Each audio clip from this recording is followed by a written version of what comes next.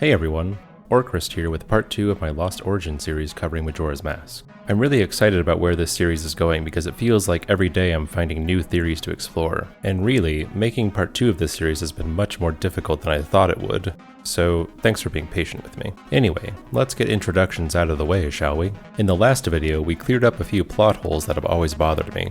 First, we determined that the Skull Kid had only stolen Majora's Mask minutes before he robbed Link, which means that stealing the Ocarina of Time was the first action in his complicated web of misdeeds. We also talked about how the underground cave isn't just a passageway between Hyrule and Termina, but its own unique realm separate from Hyrule. And last, we made a connection between the Temple of Time and Crooked Passageway to Termina and the apparent time-bending qualities that it produces.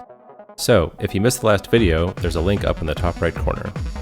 First off, I want to talk about the physics of time in our universe. Of course, time itself is a construct, but it's something we can use reliably to understand the scale of our surroundings. But also, scientists have proven that time is not only a passing of seconds and hours, but a value that can be calculated with the speed of light.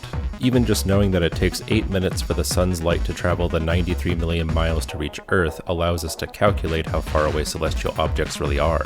Yet this simple calculation of time and distance can easily be distorted by gravitational forces in space, and by that I mean black holes. People often think black holes are like giant vortexes, sucking in planets and meteors and such, but it's been proven that black holes have gravity so intense they can shift the movement of stars and absorb all light in the area. Because of this phenomenon, it's been theorized that time itself can be distorted by the gravitational field of a black hole relative to whatever is passing through the event horizon and someone observing it from the outside. So, what do black holes have to do with Majora's Mask? Well, I don't think that the realm connecting Hyrule and Termina is a black hole, but it does hold a few similarities. As you can see from the footage, as Link travels from one side of the passage to the other, both Link and the environment seem to be moving very slowly, then speed up before settling back to normal. I believe we're observing a distortion of time and space, and the flow of time is now exponentially faster than when Link entered the cave. Even without this theory, there's plenty of evidence in the plot to support this idea of time distortion. Before we move on, bear in mind that the Skull Kid only transformed Link minutes before he crossed the boundary of Termina. In this short time, several events have been set into motion, and this is my best guess on the sequence of events. The Skull Kid's first move was likely to start pulling the moon towards Termina. He knew this would take the longest to complete, and destroying the world was his final play. Also, he needed to imprison the giants before the Carnival of Time, or they'd show up to stop him. Next, he started trouble around town, such as playing pranks on the Bombers gang and proving he wasn't trustworthy. He then transformed Café into a child, and threatened to break the astronomer's telescope. The reason for that last one was probably to stop the astronomer from warning the townsfolk of the approaching moon. After leaving town, he made his way to the stone tower to imprison the giant and manipulated the Ikana royal family from allowing anyone into the tower. He then traveled to Snow Peak to remove the giant of that realm and cast the mountains into an internal blizzard. Next was the Great Bay, where he removed the giant and released the dragon cloud. With chaos falling over the Gerudo and Zora, he played politics between them, which resulted in Miko's death. When he left the ocean, the Skull Kid took the opportunity to block the road to Romani Ranch and trap its residents. His last stop was to Windfall, where he removed the giant and poisoned the swamp to prevent anyone from reaching the temple. And in his final act, which I think is a reasonable assumption, he attacked the witch Komi in the forest and left her to suffer. I assume this because when you meet Komi in the forest, she says that the Skull Kid just attacked her. With everything set in motion, the Skull Kid took his place on top of the clock tower to await the fall of the moon. And only now that the Skull Kid has spent days, if not weeks, disrupting the world of Termina, did Link arrive in Clocktown. That's a pretty astounding amount of achievements in just a short amount of time, and impossible given that it's only seemed like minutes to us. That's a decent summary of events we never saw, but there's another question related to the flow of time we haven't discussed, namely the origin of Termina.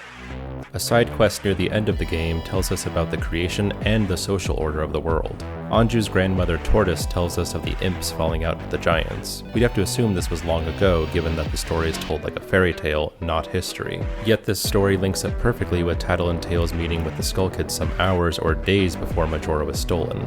Despite the time frame making no sense, it's clear that the legend in Tortoise's book is true, and is proof enough for me that the flow of time in Termina is far faster than that of Hyrule. Now, if you're like me, you might be wondering how long it took the Skull Kid to do all these things, and how long the moon has been falling. To figure this out, we have at our disposal some information, but trust me, this is going to be a very scuffed calculation, so do your best to suspend disbelief now. The method we'll use to determine how much time has passed before Link arrives is by using the moon's size and distance traveled. But before we start pulling numbers out of thin air, we should make the following statement. The moon of Termina is not similar to Earth's moon in any way, nor is it similar to Hyrule's moon either. That might sound a bit redundant, but it's important to state this distinction openly.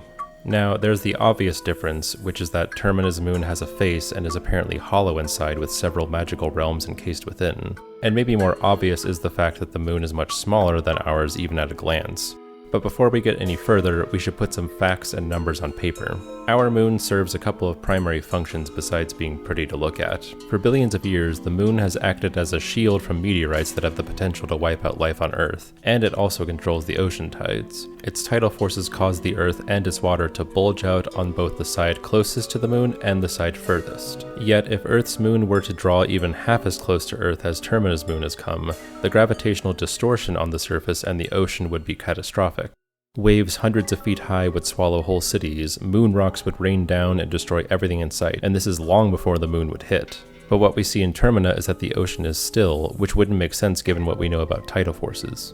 So we can easily conclude that Termina's moon has a far smaller size and density than our moon. What's more, I'd say the function of Termina's moon is much more mythological and social than it is utilitarian. I know that's vague, but I don't want to get too far off topic. Knowing that Termina's moon is much smaller, we can try to figure out its relative distance on the first day. We'd also need to determine the moon's natural orbit or distance from the surface to calculate how long it's been falling. As I thought about this problem, a number of theories crossed my mind. A friend noted that I have to recognize that the moon appears to be falling straight down towards the surface, which wouldn't make sense if the planet is spinning. If the moon were traveling in a straight line, we would see the moon briefly overhead as it draws closer, then a day later closer still, and so on and so forth until it collides. Naturally, we must conclude that the moon is falling in a spiral pattern towards a single point. Alternatively, a more interesting theory is that Termina is the center of the universe with the sun and moon revolving around it. Western scholars once assumed the Earth to be the center of the universe, but plenty of ancient civilizations could tell this wasn't true. Yet this theory would actually hold up for Termina given that the stars in the sky don't move. However, this oversight exists in all Zelda games, not just Majora's Mask, and we don't need to completely reinvent the laws of nature for some stupid fan theory video. So we'll just say that the moon is falling faster than it appears because it would need to keep up with the rotation of the Earth. However, the speed that it is drawing closer to Termina is actually quite infinitesimal, and that number is what I'm most interested in. Let's start by trying to figure out the size of Termina's moon and how it compares to ours. This is difficult to do because we have little to no frame of reference or measurement tools at our disposal. I looked across the internet and didn't find much that speculated on the moon's size aside from assuming that it's the same as ours. But come on, it's pretty clear from the Oath to Order cutscene that Termina's moon isn't remotely the same size as our moon, which has a diameter of 2,158 miles, or roughly 800 miles narrower than the continental United States. So if the moon of Termina is significantly smaller, how do we calculate its size? Well, my answer isn't terribly scientific, so again, suspension of disbelief. After the giants manage to stop the moon from falling, we see that the moon's diameter is more or less the size of the circular wall surrounding the gates of Clocktown. To measure this diameter, I used Link's side hop as a rough measurement tool. To me, it looks to be about 6 feet covered in one side hop, and I found this measurement by having him stand on these tiles near the western gate. Each tile looks to be about 3 feet wide, one hop covers 2 tiles, so 6 feet. There I counted 10 hops from the eastern gate to the wall, and 12 side hops from the outer wall to the western gate, then 55 side hops from gate to gate, giving us 77 total. That's a diameter of 462 feet, which I'm not sure is generous or conservative given this method. Nevertheless, a diameter gives us all we need to figure out the area and size of the moon. We multiply 4 times pi times 231 feet squared to give us a surface area of 670,554 feet, compared to Earth's moon, which is 40,702,464,000,000 square feet. That's 60,699,755 times larger. So yeah, not even close to the same size, y'all. This realization brought up an important question. Is this the real moon? Its size suggests that it's more of a satellite than a moon, and the face on the moon is a clear indication that something is amiss. So maybe we should rephrase the question. Why do the townsfolk think the object hurtling towards them is the moon? Has the moon we see in the game always been in the night sky of Termina, or is it something else? I'll be going on a limb here, so bear with me a moment. In the bomb shop, you can see plans to make a rocket for space travel. I also mentioned the observatory, which seems dedicated to observing and understanding the moon's tier. Despite its appearance, there's no lore in the game to explain what the moon of Termina is, so I concluded that this moon is normally unassuming enough that no one would think anything odd about it until it was literally falling on top of them. So what does this mean? Well, it means one of two things. Either the moon of Termina is the only object circling the planet and we don't need to worry about it, or there is a real moon of Termina and a false one. Seeing as how Termina is a parallel universe to Hyrule, and we have no reason to believe the moon of Hyrule is any different than our own, it doesn't necessarily make sense that Termina's moon would be as vastly different as it seems. So in theory, Termina has a real moon similar to ours, orbiting some 230,000 miles in space, and a second moon that is a much smaller imitation. You might be wondering if that means both moons could be in the sky at the same time, and I've wondered that as well. It's a question I asked myself in response to something Tattle says at the end of the game. When Majora reveals itself as the Force in control, Tattle says, "Then that moon," before trailing off. I always thought she was alluding to a private revelation such as, "Then that isn't the real moon after all," but I might be overthinking things. Regardless, what I believe is that the second moon tries to imitate the other as a way of hiding itself. Why do I think that? Well, that subject is related to the mythology of the moon and its purpose for Termina, and that's going to take up its own video, so just keep that in mind for later. We can assume then, if the second moon happens to be seen, it looks to be the same size and distance as the real moon, and thus people would ignore it. Now that we're thoroughly in the weeds, we'll refocus and start talking about size and distance. We've concluded that this grimacing object was at one point the apparent size of the moon we see in our night sky, like if you held a large coin at arm's length. As for how much larger it is than normal, we'll use the unreliable tool of pure observation. At 6 AM on the first day, the moon appears to be 6 times larger than it would be normally. Now, we've proven that the imposter moon is significantly smaller, but just how far away would it need to be for everyone to mistake it for the real moon? We can figure this out with the measurements we made earlier. First, we take the assumed distance of the real moon, which is 238,900 miles, convert that to feet for the purpose of simplicity, and we get 1,261,392,000 feet away.